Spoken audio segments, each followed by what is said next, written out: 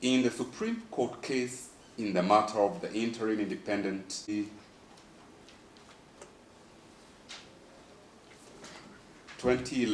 at paragraph 86,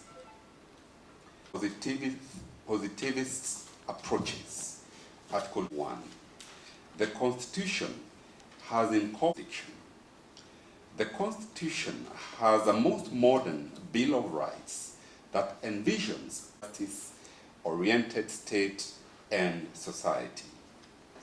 The values and principles articulated in the preamble in Article 6 and in various other provisions reflect historical in building a robust, patriotic, indigenous jurisprudence. Paragraph 87. In Article 259(1), the Constitution lays down the rule of interpretation, or as in interpreting the Bill of Rights to promote A rights. Article 10 states clearly the values and the fault the registrar of political parties for not producing them. She could not produce what had not been deposited at the registrar of political parties. If it is true the UDM, PAA, MCCP, and MDG political parties had signed and deposited the agreements with the registrar of political parties, we are entitled to assume that they must have had in their possession copies of these agreements or evidence of the existence, and which they were under an obligation to exhibit in these proceedings. At the very least, the Speaker or Honorable Ichung'wah ought to have exhibited these agreements, which the Speaker singled out as having been presented on the floor of the House during the debate. Without these post-election coalition agreements, the Speaker had no basis to disregard and dismiss the registrar of political parties' information on the membership of AZIMIO coalition and Kenya Kwanza coalition. For the same reason, the Speaker had neither the legal nor factual basis of declaring UDM, PAA, MCCP, and MDG as having migrated from the AZIMIO coalition and joined the Kenya Coalition Alliance. Again, the fact that there were pending disputes either in this court or before the political parties tribunal on the membership of UDM, PAA, MCCP, and MDG in the AZIMIO coalition could not have been a reason for the Speaker to rule that the parties were in Kenya coalition rather than in AZIMIO coalition. Based on the information provided by the registrar of political parties, these parties were members of the AZIMIO coalition, notwithstanding the disputes that were pending for determination. It was never suggested that the coalition agreements or agreements between the constituent parties were suspended or held in abeyance in the event of a dispute on the membership. Neither was there any suggestion or evidence that either this honorable court or the tribunal before which these disputes were pending for determination had stayed or suspended the coalition agreements pending the resolution of this dispute. It follows that by assigning to Kenya Kwanza coalition, the Kenya Kwanza Alliance, the 14 members of the National Assembly elected under UDM, PAA, MCCP, and MDG party tickets without any justifiable cause or reason, or in the process declaring Kenya Kwanza the majority party in the National Assembly, the Speaker acted arbitrarily and violated Article 108 of the Constitution. I'll hand over to my brother to continue from there. Until after the first elections, subsection 3 says, until after the first elections under this Constitution, subsection 2 shall apply to the Prime Minister.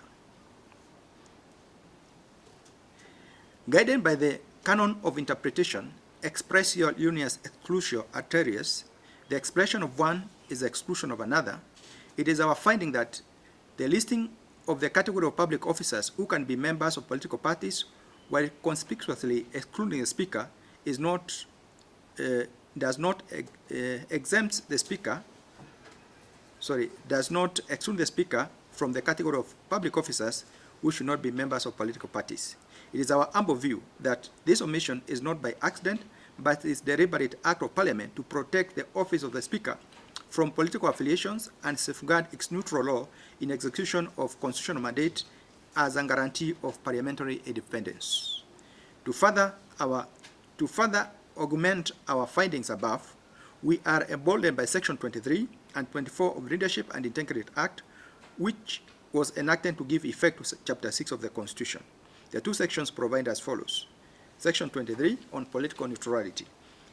An appointed state officer other than a cabinet secretary or a member of a county assembly shall not, in the performance of their roles, A, act as an agent for or further the interests of a political party or candidate in an election.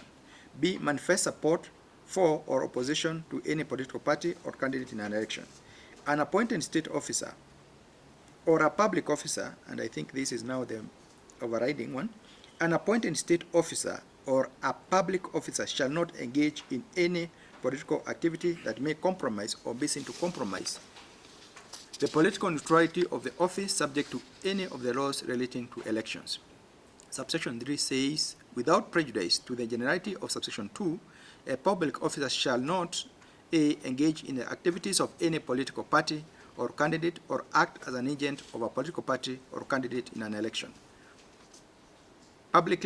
B, publicly indicate support for or opposition against any political party or candidate participating in an election.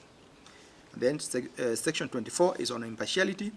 A state officer shall at all times carry out the duties of the office with impartiality and objectivity in accordance with Articles 10, 27, 73, 2b, 2 of the Constitution, and shall not practice favoritism, nepotism, tribalism, cronyism, religious bias, or engage in corrupt or unethical practice.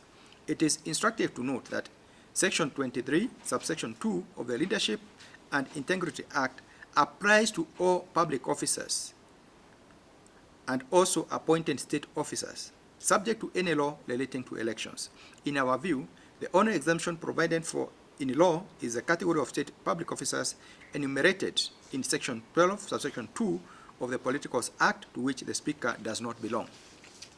We thus hold and find that the simultaneous holding of the position of the Speaker with that of leader of a political party and the leadership positions in the ruling party coalition, as in the case with the current National Assembly Speaker, Honorable Moses Wetangula, who is the leader of Ford Kenya and holder of key position in Kenya Kwanza coalition, reasonably evokes appearance of bias and undermines its neutrality role as the Speaker of the National Assembly and the independence of Parliament as a symbol of democracy, negatively impacting on our democratic standards as envisaged by the rule of law principle under Article 10(2)(a) of the Constitution. This dual role is therefore unlawful and unconstitutional. The other aspect of the Speaker's office, which the petition has urged before us, is whether the Honorable Moses Wetangula was validly elected to the office. We hold that the Speaker was elected in accordance with Article 106, sub-Article 1A, and the Standing Orders 4 and 6 of the National Assembly Standing Orders. The fact that he was a party leader at the time of his election could not invalidate his election. However, for reasons we have given, his position as a leader of Ford Kenya or a leader of any other political office or organ, for that matter, became untenable and inconsequential the moment he assumed the office of the Speaker of the National Assembly. He could not, and he has no capacity to perform any other functions as a leader of a political party or a political party organ as long as he is the Speaker of the National Assembly. Before we conclude, we note that 2 of the interested parties filed cross petitions. Under Rule 15, Sub Rule 3 of the Constitution of Kenya, Protection of Rights and Fundamental Freedoms, Practice and Procedure Rules 2013, it is only a respondent in a constitutional petition who has the discretion to file cross petition. The rule reads as follows. The respondent may file a cross petition which shall disclose the matter set out in Rule 10, Sub Rule 2. Going by the express provision of this rule, an interested party does not enjoy that advantage. It is presumed that an interested party has the option of and reserves the right to file his own petition. If the court finds that such a subsequent petition raises common issues as in the pre-existing petition, it may exercise its discretion under Rule 17 of the Constitution of Kenya, Protection of Rights and Fundamental Freedoms, Practice and Procedure Rules, and consolidate the petition. This rule reads as follows. The court may, on its own motion or an application by any party, consolidate several petitions on such terms as it may deem just. For these reasons, we are not inclined to dwell on the cross petitions any further, except to strike them out for the reason that they are misconceived and an abuse of the due process of this honorable court. All right, so it is hereby declared that the question as to which party or coalition of parties is the majority in the National Assembly in the 13th Parliament was determined by the sovereign will of the Kenyan voters during the 9th August 2022 general elections. 2, it is hereby declared that the Honorable Speaker's ruling or determination contained in his communication from the Chair made on 6th October 2022 on the majority and minority in the National Assembly violated Article 108 of the Constitution, and therefore it is null and void. 3, it is hereby declared that the Honorable Speaker's ruling or determination from the Chair on 6th October 2022 with respect to leadership of the National Assembly on account of his determination of the majority party and minority party in the National Assembly is contrary to and violated Article 108 of the Constitution. To that extent, it is null and void. 3, an order of certiorari is hereby issued quashing the Honorable Speaker's ruling or determination contained in his communication from the Chair made on 6th October 2022 on the majority and minority party in the National Assembly. 4, subject to the foregoing orders, the rest of the prayers in the petition are declined. Parties will bear their respective costs. Those are our orders. I direct that you are at liberty, or the respondents are at liberty, to make a formal application for the court's consideration. Otherwise, we are not granting the orders of stay at the moment.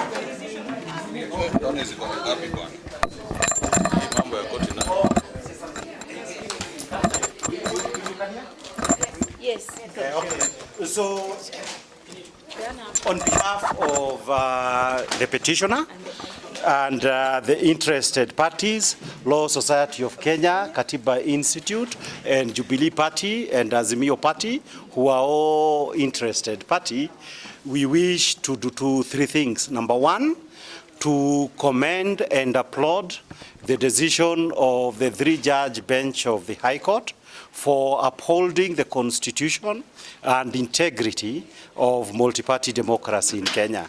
Because it is important that the judges have said the issues for who is a majority or minority was settled by the people of Kenya on the 9th of August 2022 through the exercise of their sovereign power. And you cannot have a greater blow for the constitution than such a finding that has been made, that the people of Kenya are supreme. Number two, it is obviously that over the last 2 years, the Kenya Kwanza government, using Ishongwa and other people in office unlawfully, has been running the government of Kenya contrary to the constitutions of Kenya, the injunctions in Article 3.2 of the constitutions.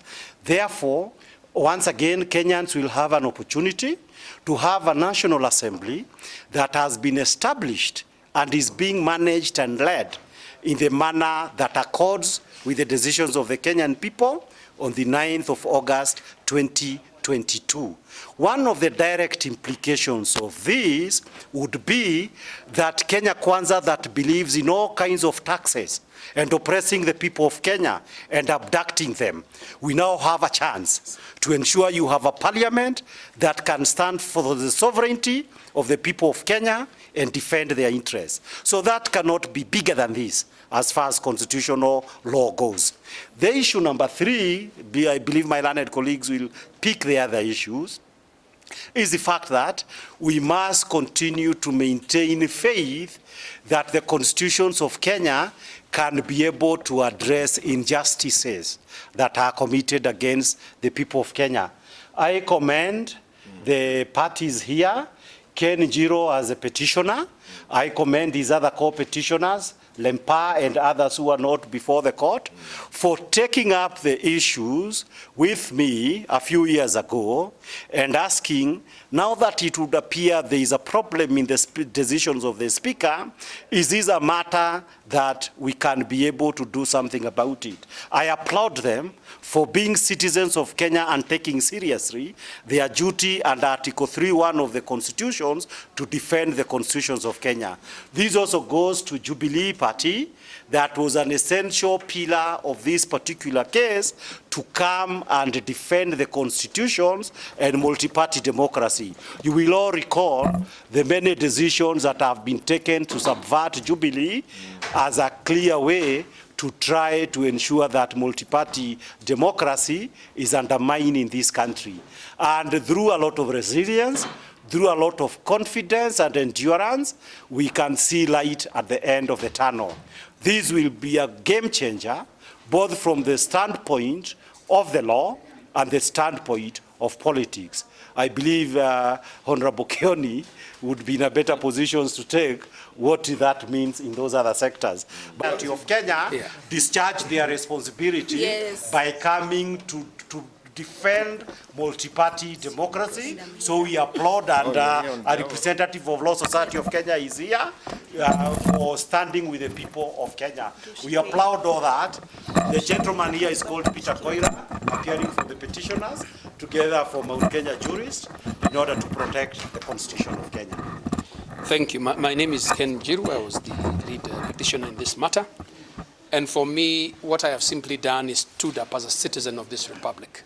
One of the things that is demanded of me by this constitution is to ensure that it is upheld. And as such, this victory is a victory of the people of Kenya.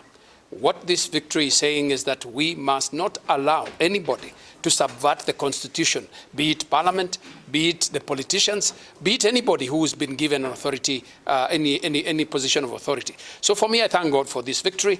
And I thank God for the continuation, if I may call it that, of the jurisprudence in terms of being able to protect this constitution and protect it through the rule of law. I think we're in a season where citizens are increasingly refusing to take things lying down, and I believe the leaders across the board who have been entrusted, and more so all government officials, or should I say, the Constitution calls them public officers, must understand that where they transgress the Constitution, we will stand in the gap. So for me, this is not necessarily the win for any political party or any politician. This is the win for the people of Kenya. And I urge people of Kenya not to allow their rights and their freedoms to be taken away by anybody who's been given any authority under this constitution. Asante sana. You should have signed off by Ushenzi. Denigrating the constitution and doing things that are against the constitution ni ushenzi. And we must ensure that ushenzi in all its characteristics, legal, political, and otherwise, must be defeated so that we have an Ungwana nation. Asante. Thank you. Stood firm on this issue and have continued prosecuting this case. Again, it's a very heavy team that had been sent here by the whole government and KK machinery. I want to thank the petitioners in the name of Jiru and Empa because they are the ones who initiated this. You will recall that from the beginning we started battling this issue as AZIMIO and UDA, but it is this team that decided to come to court on their own account, and I want to commend them because that's a good thing. To me, it should mark the end of political prostitution. What we have been going through for the last 2 years is just political prostitution.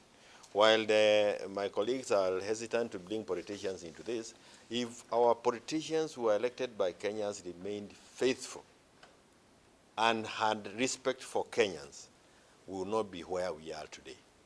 It is possible that we will not have lost the over 60 Gen Zs who were killed last year because of a terrible finance bill. If we had the correct numbers in the correct positions in Parliament, we hold that it is possible that we would have stopped the passing of that finance bill before it became what it eventually did, and we lost Kenyans. Again, there are very many pieces of legislation that have been passed. Those, to me, are also unconstitutional. And Wetangula, of all people, should have known better, and he should not have taken us through this kind of an embarrassment as a country. But the sovereignty of the people, supremacy of our constitution, and wanasiasa wajue, ukichaguliwa wewe haujaenda juu ya katiba na juu ya wale walikuchagua na juu ya vyama. You continue being faithful and obedient. You must remain within the law and do things as you were elected to do. Maintain the respect of Kenyan voters all the way, in and out of Parliament. I thank you. That we are in, and AZIMIO is in, that part of AZIMIO is now in government. When it comes to reconstituting now the leadership in the House, what does it mean for us? Well, it's quite untidy. How I wish that those of us in AZIMIO had the spine to start this tide, would have been able to put the country back on track. But I hope with under the chairmanship of Uhuru, because it's almost like him and I left studying in AZIMIO, pengine kitu itatokea. But then again, what is unconstitutional, that has been declared unconstitutional, must be paid. It doesn't matter how long it takes. It doesn't matter if it pinches you. So the AZIMIO people who had MPs who had shifted allegiance should deal with the consequences. Yeah. There's something else I need to add. I think the official positions of Baba, the leader of ODM and the leader of AZIMIO party, is that he donated some people to go and work for the executive of Kenya Kwanza. Now, as far he has continued to say that AZIMIO is part of that ODM, despite government, broad-based government, is still part of AZIMIO. So we expect Honorable Kalonzo Musyoka is there, Honorable Kioni is there, Wamalwa is there, the AZIMIO family is intact. But more importantly, I believe it has grown from the number of people who are there, because from Kenya Kwanza, Kenya have shifted from there. And I believe Kenyans are looking to AZIMIO to ensure that after it has gotten a majority institutionalized in the National Assembly, that we are not going to have this oppressive taxation, and we have a second chance to get rid of this affordable housing and these kind of crazy policies that are there, and to ensure that the national executive can now be checked. Parliamentary capture is a real problem in Kenya. Through this ruling, the issue has been addressed. Now we expect that when AZIMIO will be running the National Assembly, which is the most powerful organ of parliament, that now they can ensure there are no more abduction and extrajudicial killings of Kenyans. Because the state, what all that Ruto and his people, Wetangula, his conspirators were doing, was to ensure that you captured parliament so that they can commit all these atrocities that have been going on in Kenya. This we have a chance to address. Therefore, we expect that Baba, Uhuru, Kioni, and all the other leaders and Honorable Kalonzo are going to ensure now that institutionally they are more powerful, that the crazy manner in which Kenya is being run today stops. This will actually start the process of actually moving out of that coalition. We've seen NARC Kenya Party start the process of moving out of that particular coalition. So if these other parties decide that the time has lapsed for us to be in a coalition, what then happens? No. The decision of the court is the question was settled. It was settled on the 9th of August 2022. The people of Kenya decided who is the majority. You know, to move from your party or from your coalition, you actually need to resign. I do not see a single person resigning to do a by-election. More importantly, on that issue is this, that apart from the fact that you are not going to move out, it is an irrelevant issue. Elections, to mean anything, it means we decide everything on the day of the elections. Today, Ruto, I don't think he has more than 1 million of the voters who voted for him who are still with him. But he will remain president because of a decision made on 9th of August. So AZIMIO, irrespective of all this political prostitution that has been going on, those people, we shall now come after them. In fact, this is not the end of anything. We are now going after them now that IEBC is coming. This is just the beginning of tidying up the situation. Even Wetangula is not off the hook. Wetangula, they have just said he was employed properly, but they have said the speaker cannot be going after Ruto, saying Gachagua must go, and you are in the choir of the president. The ruling of the court simply means the speaker must be chosen to be a member of Kenya Kwanza choir or to be the speaker who defends parliament. So this is just the start. It is not the conclusion of anything. So anybody who thinks that they will continue prostituting with Kenya Kwanza, they are in for a rude shock.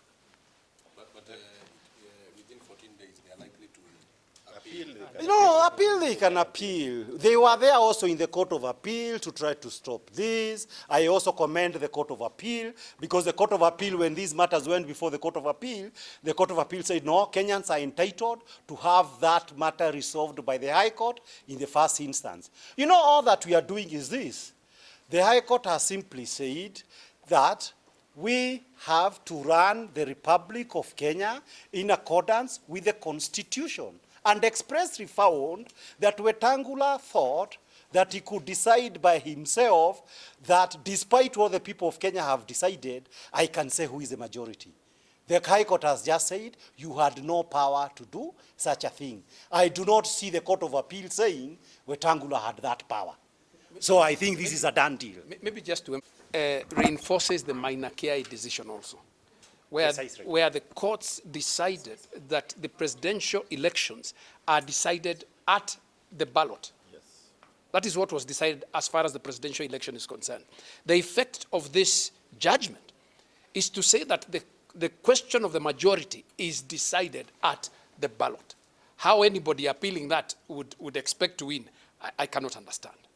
We cannot allow situations where I vote, you vote, he votes, and then somebody else comes and decides this is what you intended. That is the intention of this court. So to answer your question, whether people cross or crisscross, the majority will still remain AZIMIO as a principle. How they negotiate the political deal is inside there, that's another issue. In any case, they are collaborating. Some of them have been donated. That's another issue. It's just but like a normal, it's just in a normal marriage. Yeah. You are bound to your spouse, but nothing stops our spouse from being a prostitute after marriage. There are no defections Yes. under our constitution.